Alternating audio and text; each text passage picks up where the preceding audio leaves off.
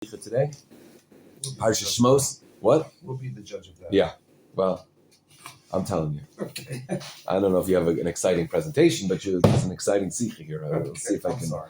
I can express the excitement about it. We're in a new book. We're in Sefer Shmos now, Parsha Shmos, and so we're out of the Tkufa of the Avos, and now we are in the Tkufa of Bnei Yisrael, and Shmos.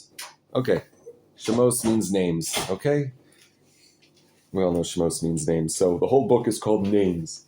Names. Okay, names are how we identify things. We identify things by their names, but we also have to realize that our name is not necessarily. We access things through their name. You know, I know somebody their name, and I know you, David. That's David. That's how I know you through your name. But you're more than just your name.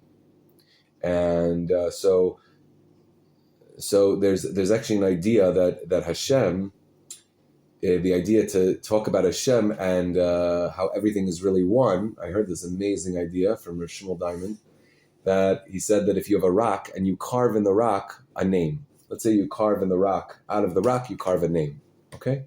So if somebody looks at that carving, they'll say that's the name Stephen. That's the name Stephen.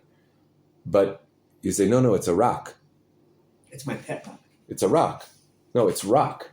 No, it's the name Stephen. No, it's rock. No, it's Stephen. Out of the rock was carved this name Stephen. In a certain sense, now you can only see the name Stephen. And somebody's saying, no, that is the name Stephen.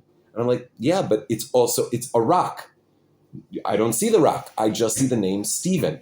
So the name that we see, the imprint, the tzimtzum, that carving away of Hashem. Like it's not that Hashem created the world by adding something. He added something on. He created something that wasn't there or something.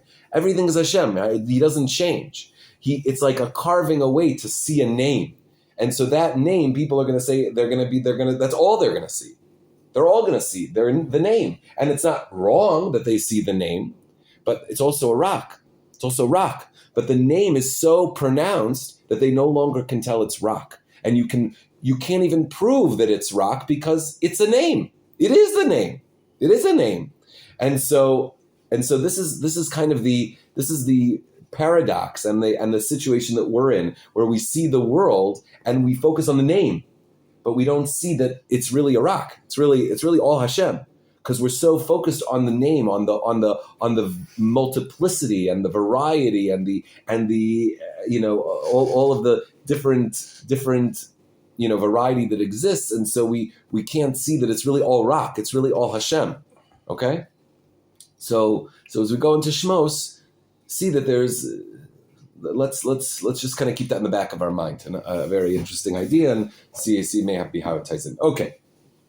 We're going to discuss today about how we all know that the Jews, when they came out of Mitzrayim, 4/5 did not make it out, right? 4/5 did not make it out. It says they were Yatsu Chamushim, they went out Chamushim, and 4/5 didn't make it out. And so the question is that we know that the final Geula will parallel the Geula of Mitzrayim. And so can we expect that the same thing is going to happen, that there is going to be people who don't want to be redeemed, and then they will not be redeemed, and they will be removed from the equation, just like the Jews, 4/5 of the Jews in Egypt were just removed during the plague of darkness because they didn't want to come out. Are we expecting that same thing to happen or not? And that's what the discussion here is. Okay? Right? I'm going to be what I'm going to be. It's the Medrash says,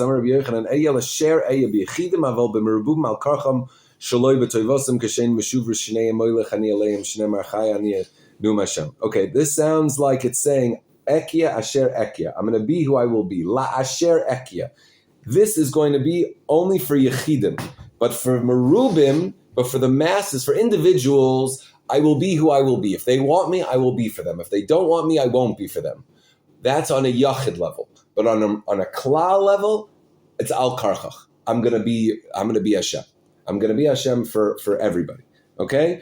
Individuals will be able to ignore me, or whatever, but the klal as a whole, they will never get away from me. Even b'koyach, even coercively, I will rule over them. Upirsho Mefarshim, and the Mefarshim explain the Medrash. De la asher kia shemashmo dezeh she'ekia le'elokim einu b'derech hechelek b'cholov, and it's not like I'm going to be a god to them no matter what. Ela lasher ekia, to that one I will be. Le'elu shea lehem le'elokim, who wants to be for God, I will be their God with their choice, with their desire. And if they want, they can take off the yoke of heaven. That's only said by individuals. I will not allow them to throw off being Jewish. There is never going to be a situation where the Jewish people as a whole will be finished from in the covenant with Hashem. Even if the klal, all of Klal Yisrael want to leave the fold, I will bring them back. I will do whatever it takes. I'll bring them back. So even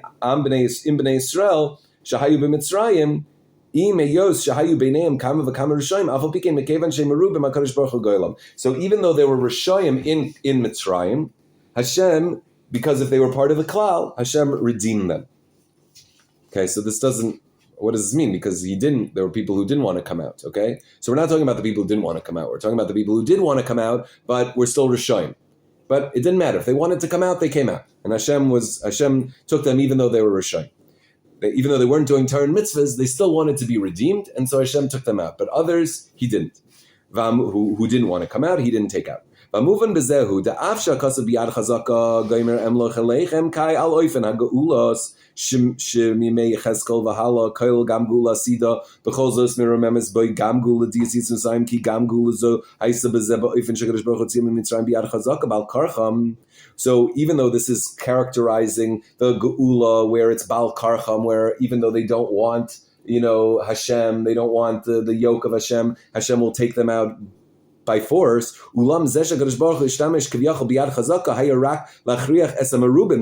to force the general Klal Yisrael. But there were individuals that He didn't force. The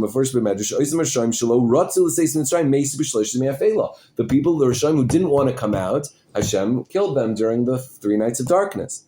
והנה בשקף ראשון היה אפשר לומר מכיוון שהפסק זה אם לא ביד חזקה אמלוך עליכם מכוון לגאולה סידו ומדרש לומד ממנו בשייכות ליציאת מצרים הרי מאידך יש ללמוד בעניין הכסף מגאולת מצרים על גאולה עתידה היינו שגם היד החזקה שגאולה עתידה אינה מיועדת אלא למרובים וזו יסמר שהבטחה של תורה ושאבת השם אלוקיך שסוף ישראל לעשות תשובה בסוף גאולת ומיד ינגנג למנמר ונגע למרובים לכלל ישראל לא ינגנג לכם. So it sounds like it's the same thing when it comes to the final geula, that even though it says you're gonna return to Hashem and Sof Yisrael Lasos Tshuva, at the end of the day all of Klal Yisrael is going to do Tshuva at the end of the Galus, and immediately they're going to be redeemed. That's only talking about the Klal, but there could be individuals that's not Nogea to. Aval be'emes yefshar lefarish kein. You can't say that. Mefurish beperish Rashi ala kosav v'shav Hashem elokecha in Dvarim shakavana bezeh. Just make sure that's in Dvarim. Yeah, in Nitzavim. V'shav Hashem shakavana bezeh l'kol echad v'echad beprat, that every single yid at Geula u'b'lashon Rashi oiches biad mamish ish talukutu le'echad b'nei Yisrael. He's going to gather every single yid. He's going to return to Hashem. Or Hashem's going to return. You're going to return until Hashem your God. Every single yid will get out of Galus, will be redeemed. So the 4/5 thing is not going to happen. It's not. That's what he's saying. V'chein kasav Admor Zaken shekol echad ve'echad misrael bevadai soifa lasos tshuva. Every yid will for sure do tshuva. Ki lo yidach mimenu nidach. No yid will be left behind. No yid will be pushed off. Al Pizeh. Yeah. Real estate in 5 towns will be more affordable. Hopefully. Real estate in 5 towns will be more affordable. Yeah, get your apartment in Yerushalayim now. Al Pizeh Nichlol. This is going to now include people who don't even want to come out of Golos. Hashem's going to awaken them to tshuva, and He's going to redeem them. Hashem's going to blow a shofar, of the Meretz Ashur, He's going to gather in all the lost people from all these different lands and from Mitzrayim, and they're going to bow to Hashem. Bahara Kodesh B'Yerushalayim. In Yerushalayim at the holy mountain, Shagam Eilish Shaku Begalusam Achnasu Ovdim, even those that are so steeped in exile until they're called lost, V'nidachim, and pushed off, Ve'ein Lahem Aratzim L'Tzeis Magalos, and they don't want really to go out of Galus. Gam Hein Yis'oru B'Tshuva, they will also be awakened to Tshuva. Va'ad Shi'avo V'Yishtachav L'Shem Bar Kodesh B'Yisrael. They're gonna do Tshuva and come back to Yerushalayim. We say to the Ben Rasha in Seder, right? There's the wise son and there's the wicked son. Okay, and what do we say to him? Ilu hayasham lo yanigel. If he was there, he wouldn't have been redeemed. That doesn't make sense. Why would you tell the wicked person that you're Seder? It's not Shu Zeichel Yitzias Mitzrayim. This is not the Zeichel of Yitzias Mitzrayim. You're saying you wouldn't come out. What is that? Nageya. We're talking about yes coming out. Remembering yes coming out, not coming out.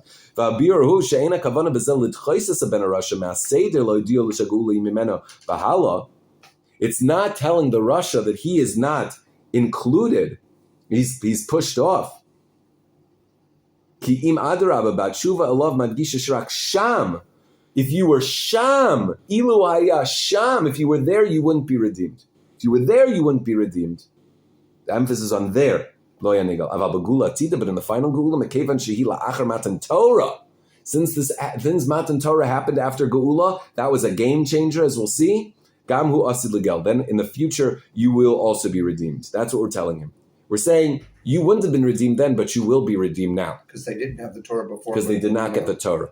They did not get the Torah. And that is the critical linchpin as to why before Matan Torah, Yitzias Mitzrayim 4/5 were able to be killed for not wanting to come out, and why after which no Yid is going to be left behind.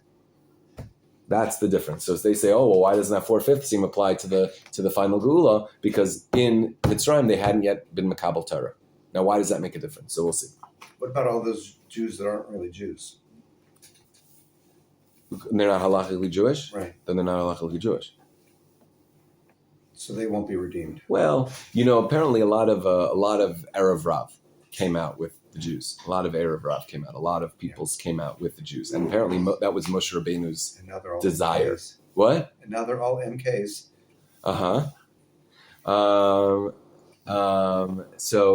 So Moshe Rabbeinu saw that these Erev Rav had nitzotzos in his neshama, apparently, and so he understood that he would, he kind of like allowed them to be redeemed and come out with them and accept the Torah because he saw that there was some nitzotzos that needed to be pulled out from them, and so I don't know if they're Jews now because they were at Matan Torah, so I don't know how that all works, but I'm looking forward to seeing how that all works. Okay, good. I'm Jewish, so it's okay.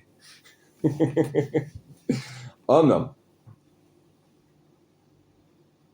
So there's a promise for every Yid, even the Rasha. He's promised Sha'al Yidei Kocho Zeh Sofa Ligal, he will be redeemed. We have to understand why right?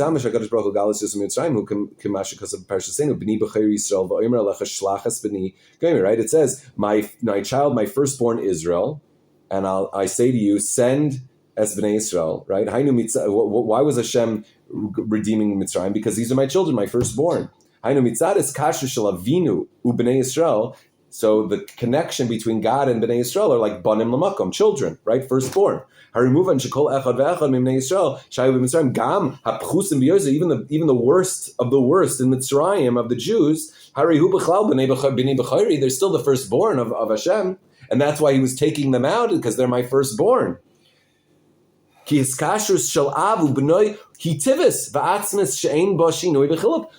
father and its child, it's natural. That's essential. You can't switch out your kid. Whether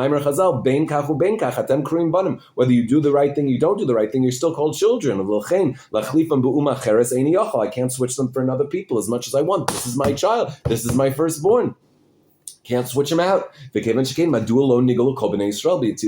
therefore, why didn't that connection suffice to allow the people who didn't even want to be redeemed from Egypt? Right? Like what is going to be mischadesh? What is going to be renewed at Matan Torah that didn't exist? This connection between father and son, between Hashem and Klal Yisrael in Mitzrayim already before Matan Torah, right? So why wasn't that enough of a connection to even the people who didn't want to be redeemed, to force them to get out? Just like now, we're going to be, when we're redeemed, even the Rishayim are going to be redeemed. Even if they don't want to be redeemed, Hashem's going to order them to tshuva. So why wasn't that I'm going to redeem my children, my firstborn? Why wasn't that sufficient to pull out those people even who didn't want to be pulled out? Okay. And secondly, Begolas Mitzrayim hayu kama sugim shel Rishayim. There were different kinds of Rishayim. Afilu ovdei avodah zara. Ad shegam b'tzias sami Mitzrayim pasal micha over aleim. Right, imohem. Read the pesel mika. Right, there were avodah zaraniks who came out with the Jews. Jewish avodah zaraniks who came out. B'chol zos zachu legulas Mitzrayim. They still were meriting the Geula of Mitzrayim. Why were the people who didn't want? If you had Rishayim, if you had Avodah Zarah who got out, why didn't people who didn't want to come out also not be? Why? What was so bad about that? So you hear this? You had Rishayim who came out, right? It says Micha, right? The people who made the Chet Egel or that little note or whatever. They were Jewish Avodah Zarahs, Ovdei Avodah Zarah who left with Mitzrayim. So you see, it wasn't like if you were Russia, you weren't B'ni B'chari, right? You weren't my child, my firstborn. Hashem still took you out. So what was so bad about the Rishayim who said, I don't want to come out? Like I want to come out, but I still serve other things, But I still want to come out. This is really bad. I want to come out. And then they got out. But the people who maybe only believed in Hashem, but they just did not want to come out. They liked their lives too much. They did not want to come out of it. They were left behind. That it wasn't enough that it was a father-son relationship. That Russia wasn't coming. That Russia did come out. That Russia didn't come out. Why? How did Hashem decide that? So we're going to talk about how does kapara work on Yom Kippur? How does the atonement process on Yom Kippur work? Okay, this seems like it's a what do you call it? A non sequitur. But let's see. Shadas Rebbe he sha'al kol averu shebatayra bein asatshuva bein lo asatshuva Yom HaKippur mechaper. Doesn't matter what averu you did. You don't even have to do tshuva. Yom HaKippur, the day itself of Yom Kippur, gives you atonement for any avera. It doesn't matter whether you did tshuva for it or not. Omnam moed Rebbe bakaris diyoyma. If you're mamish being over Yom Kippur, if you're driving on Yom Kippur, if you're eating on Yom Kippur, if you're doing on Yom Kippur Avera, not talking Lashon Hara, but like eating a cheeseburger. Eating or driving or breaking the day itself. So then Rebbe is modeh. Rebbe acknowledges that then Yom Kippur is not mechaper. That's also why. Why should that be? Also on very bad averas. Why can't it also be enough to mechaper on the breaking Yom Kippur itself? Hello? The Ragashavar says, "Kevan shachet hu be'inav shel binyanon shel Yom Kippur gufa." When the avera that you're doing has to do with Yom Kippur itself.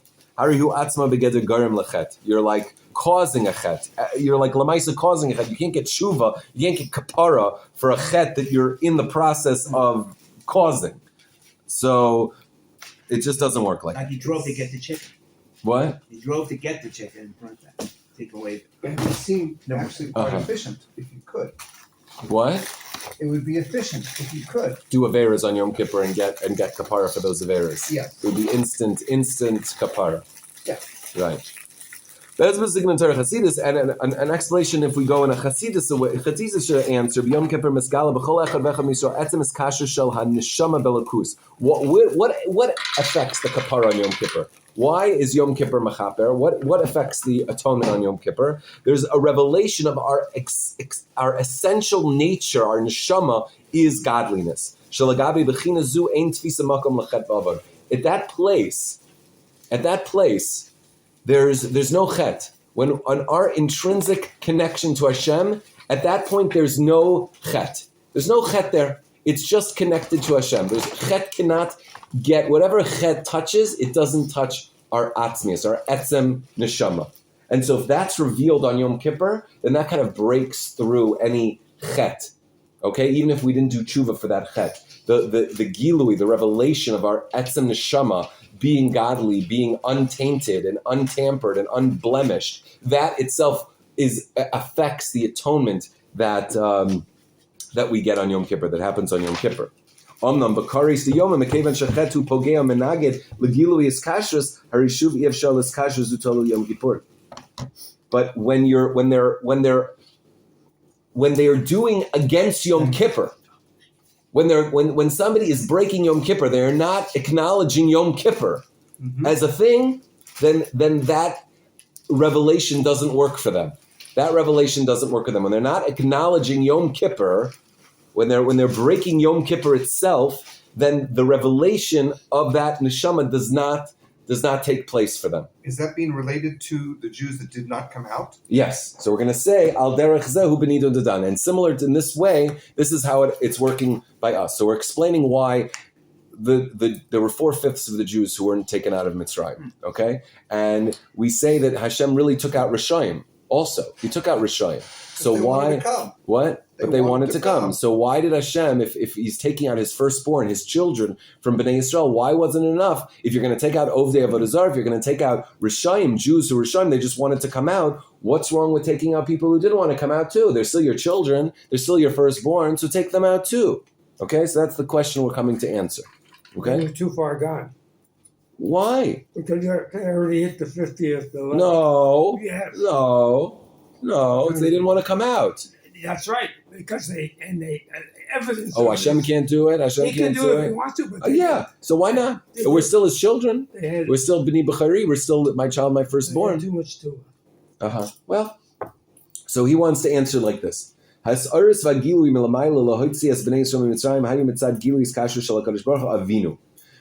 this awakening and revelation from above, which was bringing them out, the Jews from Mitzrayim, was in a way of Av. I'm your father, you're my children, I'm going to take you out. Like you can't change who your child is. So also wicked people came out, right? They're still the child. They're just wicked, but they're still the child. Whether they're Rishayim, whether they're Tzaddikim, they're still my children, and I take them out. Omnam, however, but those Jews who didn't want to come out, they refused to leave Mitzrayim, to be an Eved La'avadim, to be a slave to slaves. Shizeo Hebech Avadai Atem, you're not my slaves, you're slaves to other people. Upshita Shizeo Hebech B'ni B'chari. That is, you are being kaifer in being my child. You're being kaifer in being my child. You're saying I'm not your child. This is not my father. This is not my father. I'm going to be an Eved to an Eved. I'm not a part of this. I don't want this. I'm not a part of this. So the father is coming to redeem his children, and he's going to take the bad, the good. But the person saying, you're not my father, that Hashem's not taking out. Hashem's not taking out the person who says, I'm not your father. Because he's coming in from a place of, I'm the father, you're my child. They're saying, no, you're not my father. I'm not your child. Okay, so what am I going to do? That's like Yom Kippur. Yom Kippur can affect the tshuva if you're honoring Yom Kippur. Even if you're a Rasha, but at least Yom Kippur you're in the flow with.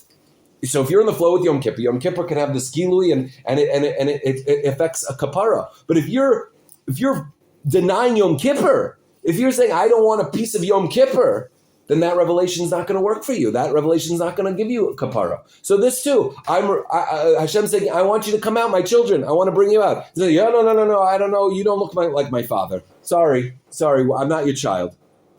So then I want to bring you out as my child, but if you're saying you're not my father, what am I supposed to do? I'm not going to I'll take out a Rasha. A Rasha is still my child. But somebody who says, I'm not your son, you're not my father, that I'm not taking out. You're denying the entire connection. So, but relate that to the upcoming Geula. Okay, so that's still an open question. Okay.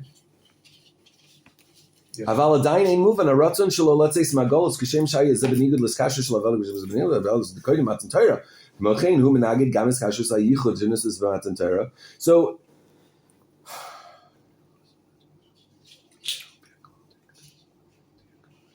So he's saying, basically, if you're going to deny that, so then what does it help that we accepted the Torah, right? We accepted the Torah afterwards. So now, even though we've accepted the Torah, right? And it says, Anochi Hashem Elokecha, I'm your God, every single God. Okay. But if now a person today says, no, Hashem's not my God. I don't know who Hashem is. I don't want to be redeemed. I don't want that. Like, if a Yid, we can imagine, L'tzareno, a Yid saying such a thing.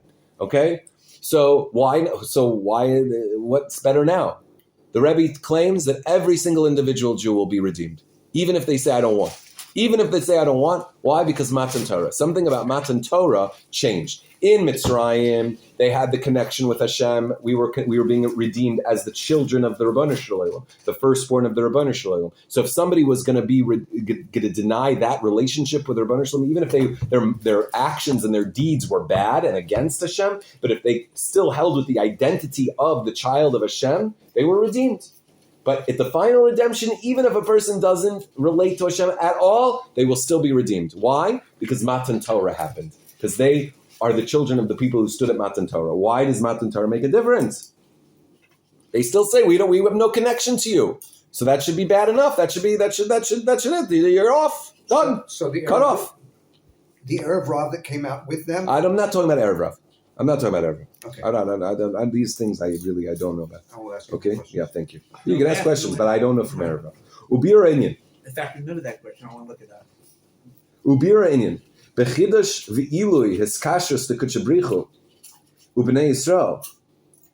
This shenischadish b'matan Torah matzinu shnei inyanim. There are two elements that we see that happened at Matan Torah that was updated or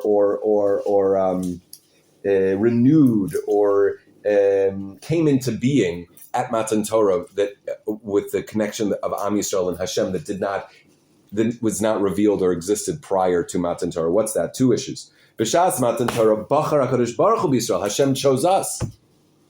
At Matan Torah, that's where there was the choice that Hashem chose us. He chose us to be His people. It wasn't much of a choice. He has a mountain over our head. No. We may not have had a choice, but Hashem chose. It's not about our choosing. Hashem chose. Okay. Hashem chose. Ukedemucha gam halacha b'poyel b'Shulchan Aruch, in the Shulchan Aruch Harav by the Baal Tanya, kishiyomer ubanu b'charta mikol am v'loshoin. When we say ubanu b'charta and in us you chose, you should remember Matan Torah. That's when Hashem chose us. When you chose us from all the nations, what are we talking about? Matan Torah. Matan Torah. That's the halacha. The halacha is when you say banu b'charta, have in mind Matan Torah. That's when He chose us. And secondly, Bnei Yisrael nasu mishubadim. When we got Matan Torah, we became servants. We became servants to Hashem. He seems Avadim Hashem. He had to choose us before that for us to get out of Egypt. Well, we were His children. You don't have a choice who your children are. You don't have a choice who your He children just are. said He's choosing Matan Torah. Oh, at Matan Torah, He chose us as slaves. He chose us. That was beyond us being His children. He chose us. That was our employment. What? Yes, it was more of a yes. It was a different relationship. It was a revelation of a new element of our relationship with Hashem. At first, we were just children, and that would have been enough. Even if you were a Russia, you could get redeemed. But if you denied the relationship of father-child, then you're sorry. Then you're not going to be redeemed. At Matan Torah, there was a choice that Hashem chose Am Yisrael, and that affected, and we became His servants in a way that we were not other before, and that affected a revelation or a new element in our relationship with Hashem that can never be broken, no matter what. Okay, why is that? Okay. In the beginning, well, then the people didn't come out. That they chose not to come out. They actually gave up their birthright, like Esau did. Well, they were just kicked. They were just no longer part of Bnei Yisrael. Yeah. That was it. They didn't make it out as Bnei Yisrael. They did not want it. They did not consider themselves Bnei Yisrael. And that's really why, okay, whatever. That's I'm gonna get sidetracked. Bnei Yisrael nasu mishubadim ba'avadim l'Hashem, and this is where we became servants to Hashem. Right? Kamamar Chazal, as Chazal say, oizen sheshama al har Sinai, the ear. Right? Remember the slave, the Jewish slave that wants to become a slave forever. He gets his ear pierced. So it's this. Why? Because it's the ear that heard at Har Sinai that you are my slaves. You now want to be a slave to somebody else. Okay, so that ear at Matan Torah. So there's something at Matan Torah that you're going to serve Hashem, that you're going to become servants of Hashem, not just children of Hashem, but servants of Hashem. That was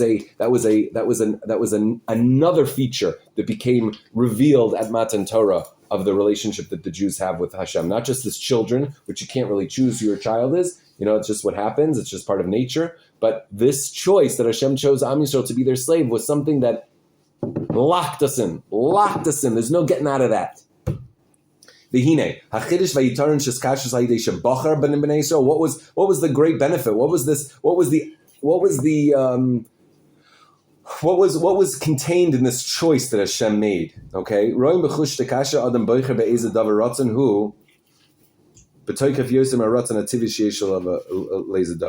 okay. When somebody makes a choice, we have to understand. Usually when I choose something, like, let's say, would you like chocolate or vanilla? So when you choose one or the other, it's because your nature has dictated that your taste buds and your brain and your neurochemistry, you like chocolate better. Why? No reason. You just like chocolate, but you like the taste better. Why? I don't know. Something about the taste I like better, right? So, but you're going after your nature. That's your nature that decides that. Most of our our decisions are because our nature is pushing us to choose that. So it's not a free choice. That's not a free will choice. A free will choice is not anything that is compelled by our nature. Sometimes I choose chocolate, sometimes I choose vanilla. Yeah, but that's my choice. It's not your free will choice. It's how you're feeling that day. It's how you're feeling. What I choose. You choose, but it's not free will. I disagree. No, it's not free. You are in touch. You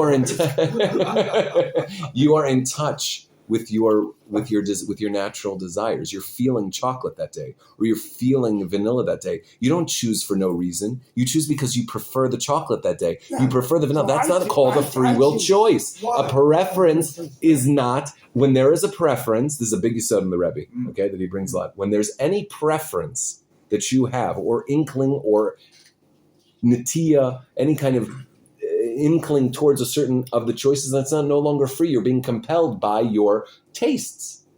You're going to be compelled by your preferences. So if you said, I want, you go to the ice cream store and say, I want chocolate. They said, there's no chocolate today. And you just walk out because you don't want anything else.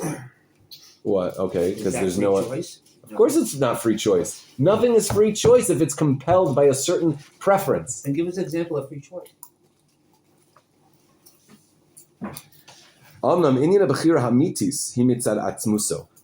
Ultimate choice is not, remember, we talked about names, we talked about identifying with something. The freest choice is one that has nothing to do with any external trappings. It's your essence choosing. Your essence. Like when Hashem chose us at Matan Torah, He wasn't choosing us as a father. Right? Even though there's a certain connection of a father and a child that's unbreakable, right? That no matter whether the child is bad or good, he's still the child, there's still the father. There's a certain essential element to that, but it's not the most essential. It's not the essential because it's still as an identity. I'm the father, you're the son. That's not the most essential. The most essential is Hashem without any trappings, without any identification. A father, a king, right? These are identifications, okay? And Hashem, in His essence, is not a father. Hashem, in His essence, is not a king. Hashem, in His essence, is beyond. It's just essence. It's just this essence without any, and in that place, there's no like, I prefer this, I prefer that. Whatever that chooses is just a free will choice. It could have been anything. There was nothing pushing. There's no nature. There's no preference. There's nothing in that place in Hashem, which is the element of Hashem that we're really aiming towards when we daven, when we say Baruch Atah. We're really talking to Hashem that's the most essence, like the rock. not the name, right? Not the name that's carved in the rock, but the rock, like the essence, where there's no preference, there's no nature to choose one or the other. It's a completely free will choice. Hashem, in his aloneness, in his absolute essenceness, beyond any identification or external trapping or name or anything like that. There's no name there. Hashem doesn't have a name in that place. There's no name. We can't get to that place in our minds. Right?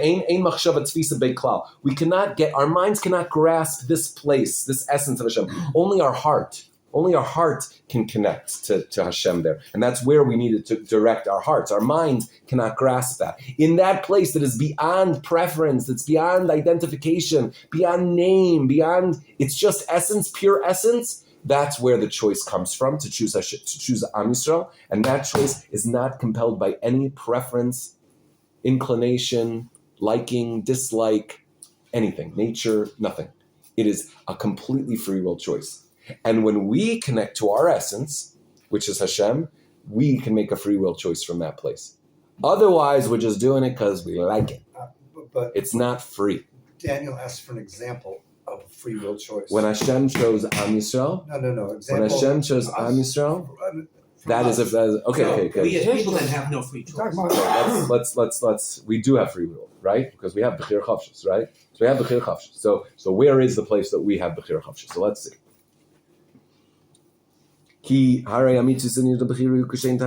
Right, the real choice, when it's a real choice, a free will choice, there's no reason, there's no cause, there's no netiya, there's nothing pushing one to for that over that. Then it's a completely free will choice. Give me examples, please. Give me an example. I said we're going to get to the example. Let's go. Let's see here, okay? Okay, Kamala. You're making fun of my laugh? Okay.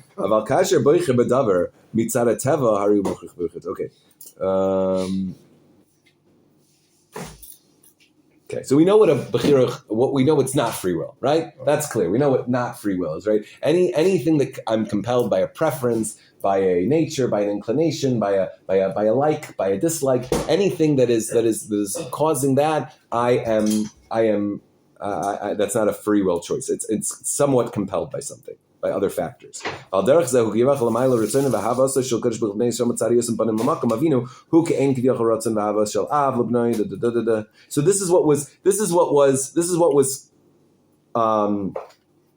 is what came to be when Hashem chose us in this way of Am Yisrael. It was a choice that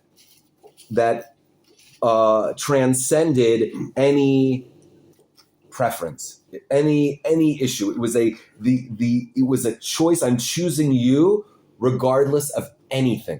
It's a connection that exists from an essential place, even higher than father and son, that you can never deny again. You can never get out of.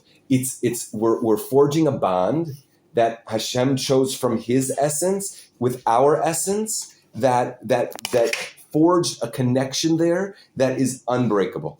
And that's basically the answer of why, no matter how far a Jew gets to, even the 55th level of Tuma in this world, there's no abandonment, that he will be redeemed. Hashem will awaken his heart to tshuva eventually before the end, because of that choice that Hashem made, connecting his essence with the essence of a yid, and every single yid. Okay, right? Because it when he chose us from his essence to our essence, it made a impact in our essence, that we are not just from a teva place where the son, it's just teva, it's nature. You're born from the father, so you're his son. That's just how nature works. No, it's beyond that. It's beyond. You can't choose who your father is. You can't choose who your son is. There's a certain nature that this is who your father is. This is who your son is. You can't change. But this is an essential thing that goes beyond identification, title, and goes beyond any kind of preference or nature. It's a completely essential choice. Our sages teach that we pick our parents. in our neshama. Yeah. Alpi kol anal yavur hafresh ben agula megalus Mitzrayim shelo niglu. So this is the total difference between the Gula and Mitzrayim, where the people who did not want to come out did not come out. They died in the 3 days of darkness, 4/5 potentially. The kevan shehisnagdu legilu iskasha shalavinu shishmayim. They were against this connection with Hashem as my Father in heaven, as being the firstborn of Hashem. They were against this. And so they were not able to be redeemed. Ubena, they were denying the essential connection from which Hashem was coming to take them out with. Ubena Gula Atida, but the final Geula, where every single one of Bnei Yisrael will be redeemed, even those who don't want to be redeemed, even though even though they're saying, I am not a part of Anochi Hashem Elokecha, right? That's what happened at Har Sinai. Including the 8, the ones that were left behind in Egypt, they'll be redeemed? No, they weren't at Matan Torah. Okay, well, after Matan. Right. So it doesn't matter because Hayos diskashu zu bnei Yisrael kadosh baruch hu misad yosem banim lamakom. When it's banim lamakom, if it's just banim, they're children of Hashem, that's from nature. L'chein hayaf shel ben Yisrael to deny it, to go against it. But if mekeven sheba matzmusoi, but if it's coming from the essence, the essential existence of a person is their connection to Hashem, then there's no denying it. After Hashem chose Am Yisrael at Matan Torah to connect to them from this place of choice, of free will choice, Polagam came by Bnei Yisrael. It affected in Bnei Yisrael to be connected to Kadosh Baruch Hu, also mitzad atzmusam, from their essential nature. A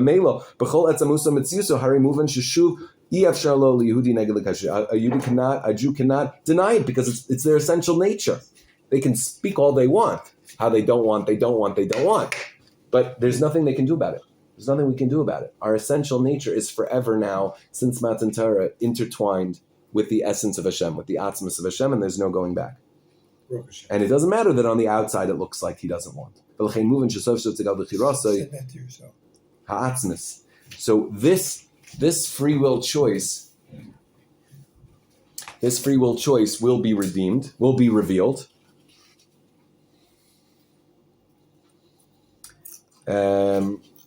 So what is our free will choice? What is our free will choice? I don't really like the discussion of free will because I don't really understand it so much.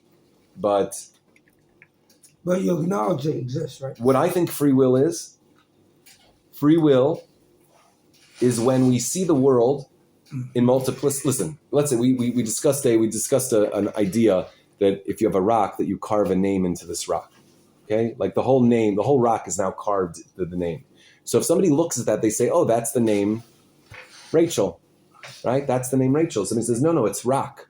No, it's the name Rachel. I'm looking at the name Rachel. No, you're looking at rock. No, I'm not looking at rock. It's not rock, it's Rachel. So the name and the multiplicity and the thing that's carved into it, I'm right that it's the name Rachel. It's not rock, it's the name Rachel. No, it's also rock. It's also Rachel. It's also, like, you can't prove that one's wrong, right? So we have a choice. We're looking at the name. World, Olam, right? We're looking at this world and it just looks like a world. It does not look like Hashem, who's the rock. It does not look like Hashem. It looks like the world.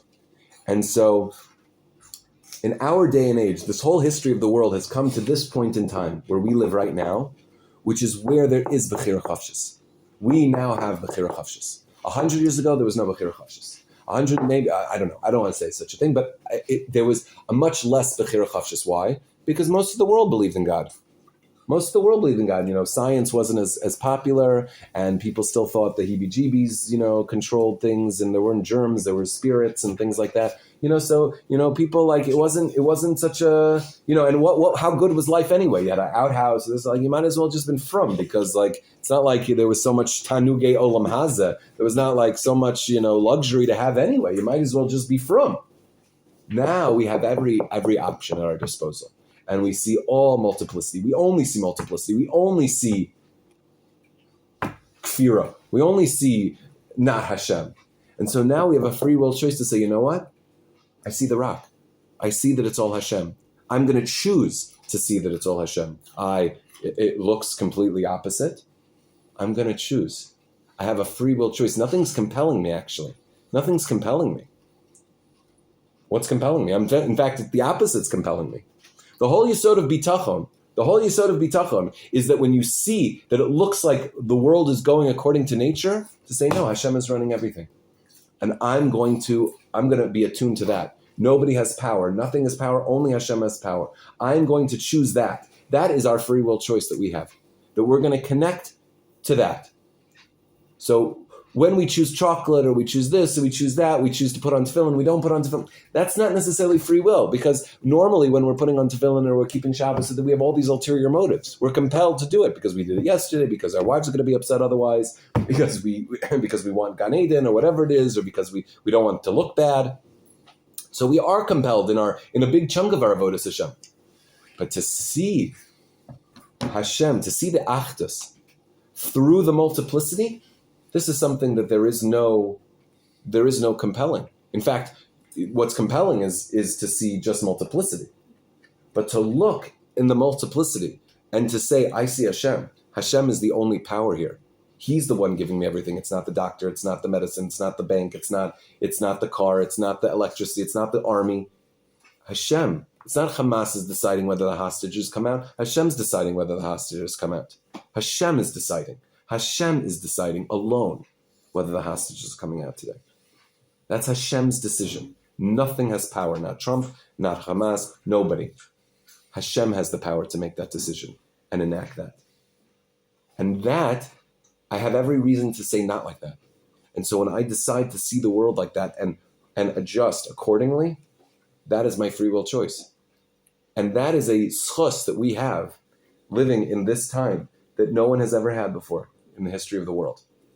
Because we know that when we got out of Mitzrayim, we had the signs and wonders, and we lived in Eretz Yisrael, and we saw the miracles, and so we were drugged. We were compelled. We were compelled. We had no free will choice to choose Hashem, because we saw Hashem.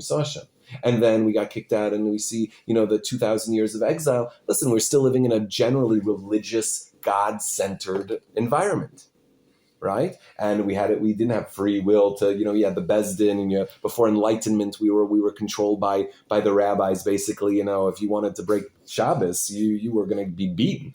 So there also was a limited amount of free will there, what were you going to do within the shtetl. And so only after emancipation, only after Enlightenment, only after modernity, when the whole world is basically like, God who? That's where we now have all the luxury and all the choices and all the everything.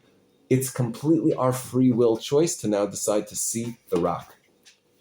Through the multiplicity, we can see the oneness. And that is our free will choice.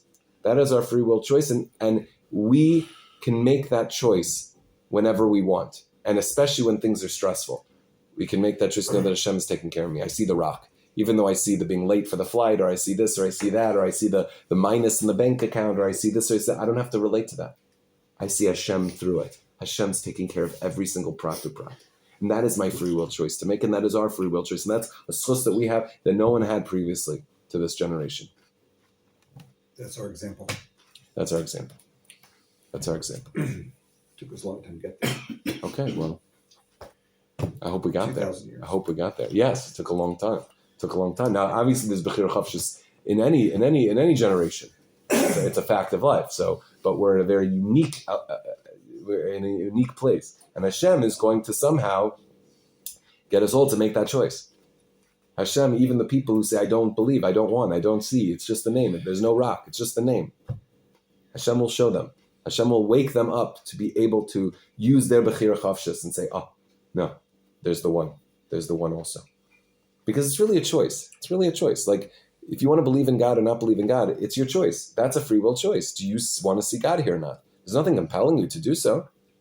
I mean, unless you're like an atheist in the foxhole, right? Then there's something obviously compelling you. You see something very clearly. But in our normal life, when we have everything at our disposal, that we choose to see the oneness, the achdus, through the multiplicity, that is our free will choice. And that's really what redeems us from the world. That's really what creates Geula. We can live in Geula and be connected to Hashem once we make that free will choice.